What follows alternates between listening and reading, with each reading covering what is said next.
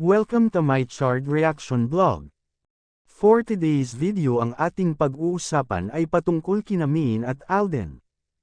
Kung saan sinasabing umalis daw si Min papuntang Singapore kasama daw ni Min si Pano't naglabas pa nga sila nagpicture na nasa airport na nag-Singapore ang dalawa pero huli pa rin dahil nasa Itbulaga si Min today.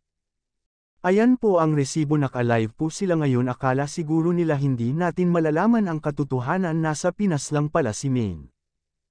Ipapakita ko sa inyo ang sinasabing nasa Singapore daw di umano ang mag-asawang Min at Pano't yan ba ang nasa Singapore daw, ano yung nasa Itbulaga. Akala siguro maiisahan ninyo kami mga armain, maniniwala ang mga tao sa ginagawa nyo panloloko na sinasabi ninyo na nasa Singapore si Min kasama si Pano't na pinalalabas nyo na nagpunta ang sinasabing mag-asawa kuno na sina Min at Pano't at pinalalabas ninyo na namasyal daw ang dalawa.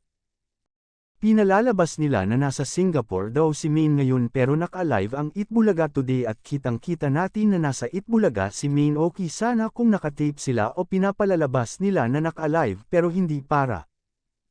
Ito ang sinabi ni Henyo Master Joey De Leon sa live. Sinabi niya ang susunod daw na segment ay Game Me 5 pero tapos na yung nagkamali at sinabi ni Henyo Master Joey De Leon ay naka-live po kami. Kasi pagkatapos nagsugod bahay ay periphery segment na at anden si Min. Yan ang sinasabi ko sa mga armain, bago kayo maglabas ng video o picture dapat legit, hindi edited o throwback. Itong mga armain kasi hindi kasi ginagamit ang utak nila, mas nais nila maggumawa ng mga kwento at mga isyu na sa tingin nila maniniwala ang mga tao pag nag-post sila ng mga video o mga picture na sinasabi nila na magkasama daw, di umano ang sinasabing nila na mag-asawa daw pero pag showbiz lang.